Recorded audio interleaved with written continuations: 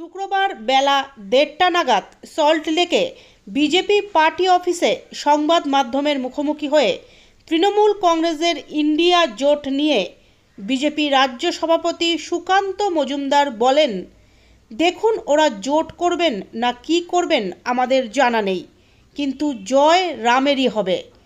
জোট করুন আর যাই করুন।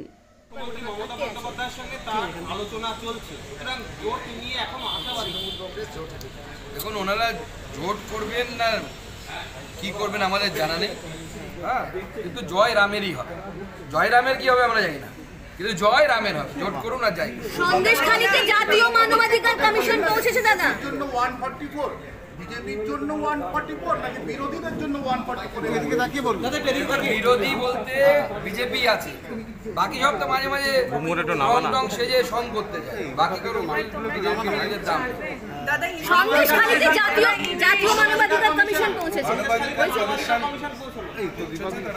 রাজ্য না কেন্দ্রে কেন্দ্রে জাতীয় কেন্দ্রের মানবাধিকার কমিশন, জাতীয় মানবাধিকার কমিশন আজকে গেছে। তাদের এই যাওয়াকে আমরা স্বাগত জানাচ্ছি এবং আমরা চাই সেই জাতীয় মানবাধিকার কমিশন সকলের সাথে কথা বলে ওখানকার মহিলাদের উপর যে অত্যাচার হয়েছে তার বাস্তবিক রূপ গোটা ভারতবর্ষকে জানা।